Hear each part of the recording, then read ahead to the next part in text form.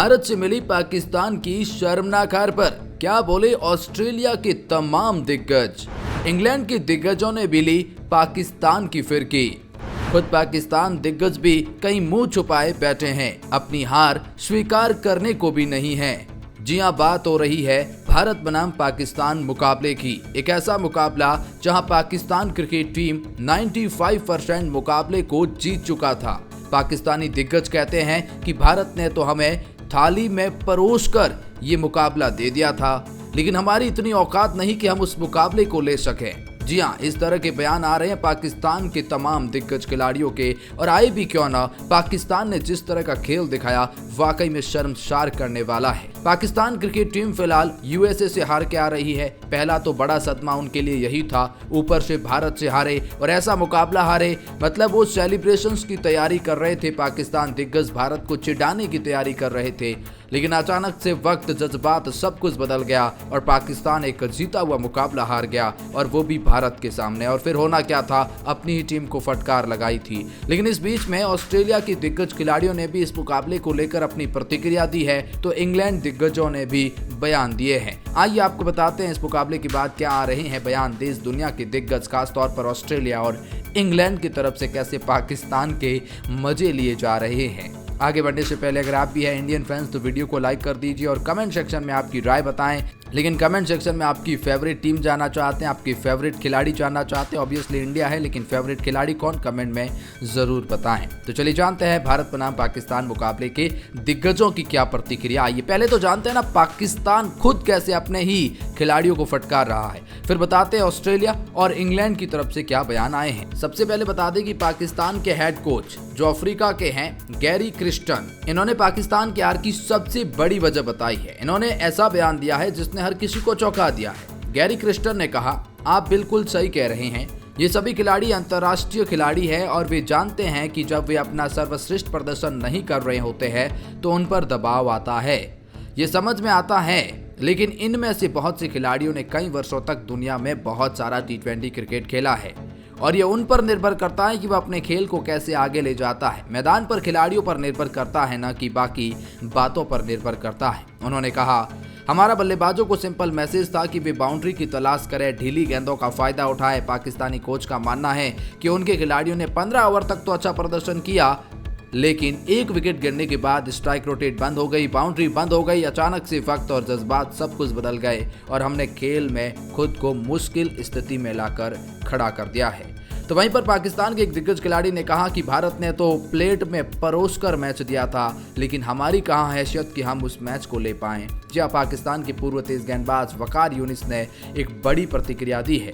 उन्होंने कहा, मुझे लगता है कि भारत ने खराब बल्लेबाजी करके पाकिस्तान को यह मैच जीतने का अच्छा मौका दिया था। वे आसानी से 140-50 बना सकते थे, लेकिन लगातार विकेट गंवाने के कारण वे इस स्कोर में पीछे रह गए। उन्होंने कहा, भारत एक संतुलित टीम है। अगर वे अच्छी बल्लेबाजी नहीं करते तो उन्हें पता है कि उनके पास जसप्रीत बुमराह, मोहम्मद सिराज, रविंद्र जडेजा है। उनकी गेंदबाजी और फील्डिंग मजबूत है और उन्हें एक बेहतरीन टीम बनाती है। तो वकार ने मैच के बाद कहा कि अगर आप ये मैच नहीं जीत सकते तो मैं क्या कहूँ। मतलब भारत ने आपको एक प्लेट में परोस कर दिया गया मैच था। पाकिस्तान ने वास्तव में इसे नकार दिया, इनकार कर दिया। पाकिस्तानी बल्लेबाजों का प्रदर्शन बहुत खराब। शुरुआत में कुछ साझेदारियां हुई, लेकिन वे मैच को खत्म नहीं कर सके। तो वहीं पाकिस्तान के एक और दिग्गज खिलाड़ी यानी वसीम अकरम ने जो कहा, उसने हर किसी को हैरान किया। साफ तौर पर उन्होंने कहा कि बिल्ली के गले में घंटी बांधनी पड़ेगी। पूर्व पाकिस्तानी कप्तान वसीम अकरम ने तो पाकिस्तान क्रिकेट बोर्ड में बहुत बड़े बदलाव के संकेत दिए। उन्होंने कहा 6-7 खिलाड़ियों को बदलकर नई टीम बनानी पड़ेगी। उन्होंने कहा, बिल्ली के गले में घंटी उन्हें ही बांधनी पड़ेगी। हर बार बाबर और कोच तो आपको ये नहीं कहेंगे कि अब क्या करना है। जैसे मोहम्मद रिजवान को ये बताने की जरूरत कहाँ पड़ जाती है कि जसप्रीत बुमराह आया ही केवल आपको आउट करने के लिए है 16वें ओवर के स्पेल में, लेकिन आप उसे अटैक कर रहे हैं। इफ्तिकार अहमद जो केवल और केवल एक तरफा शॉट खेलते हैं, अपनी बैटिंग में इंप्रूवमेंट नहीं करते। तो इन्होंने कहा कि मुझे ऐसा लगता है कि पाकिस्तानी की पूरी टीम को बदल दो, 6-7 खिलाड़ियों को बाहर फेंको, एक नई टीम बनाओ, युवाओं को मौका दो। हाँ, मुझे पता है कि मेरा ये ट्वीट वायरल होगा, लेकिन कहीं ना कहीं ये करने की ज़रूरत है।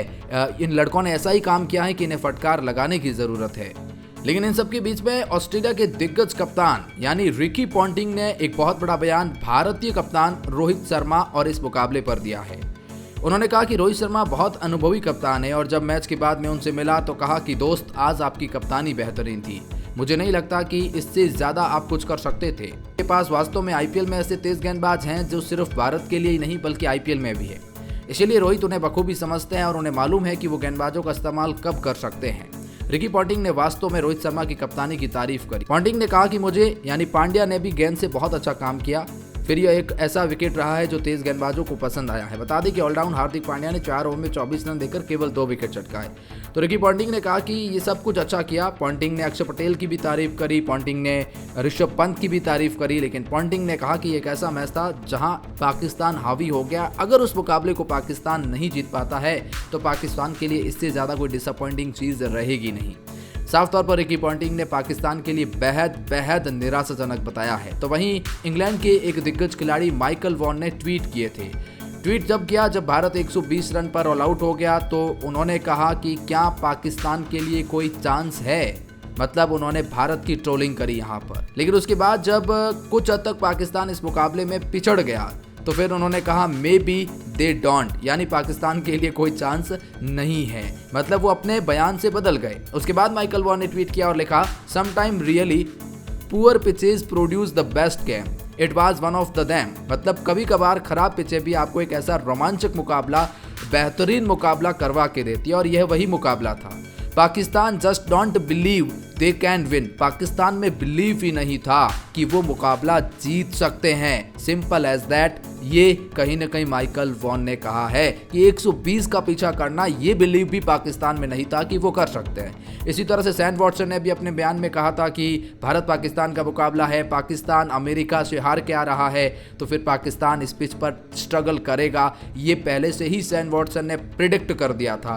लेकिन सैम वॉटसन का यह बयान बिल्कुल सही साबित किया। लेकिन इस मुकाबले के बाद उन्होंने भी यही कहा, जैसा मैंने कहा, पाकिस्तान स्ट्रगल करेगा और भारतीय गेंदबाजी लाइनअप की तारीफ करनी होगी। जिस तरह से उन्होंने गेंदबाजी करी, वाकई में आपकी बल्लेबाजी की तारीफ तो हर जगह होती है, लेकिन गेंदबाजी भी आपकी इस मुकाबले में कमाल की रही है। तो वहीं पर सोशल मीडिया पर एक ट्वीट बहुत ज्यादा वायरल हो रहा है, एक स्टेटमेंट जो जस्टिन लैंगर ने दिया था, ऑस्ट्रेलिया के दिग्गज खिलाड़ी और जो पूर्व कोच भी रहे और उनकी कप्तानी में भारत ने जब ऑस्ट्रेलिया को उसी के घर में हराया था, तो फिर वो ट्वीट वापस रीट्वीट किया जा रहा है कि भारत को हल्के में ना। इन्होंने एक स्टेटमेंट दिया था कि भारत में 140 करोड़ जनता है और अगर उनमें से उनकी बेस्ट टीम के 11 खिलाड़ी खेल रहे हैं तो never ever under estimate the Indians, मतलब इंडियंस को कभी भी नज़रअंदाज और हल्के में नहीं लेना चाहिए। और आपने तो 120 रन वो भी इंडिया के सामने हल्के में ले लिया, कुछ इस तरह का स्टेटमेंट जस्टिन लैंगर की तरफ से आता है। तो वहीं टिम पेन ने भी एक बयान दिया था कि भारत को कभी भी हल्के में ना लें, वो एक बार फिर सामने आया है।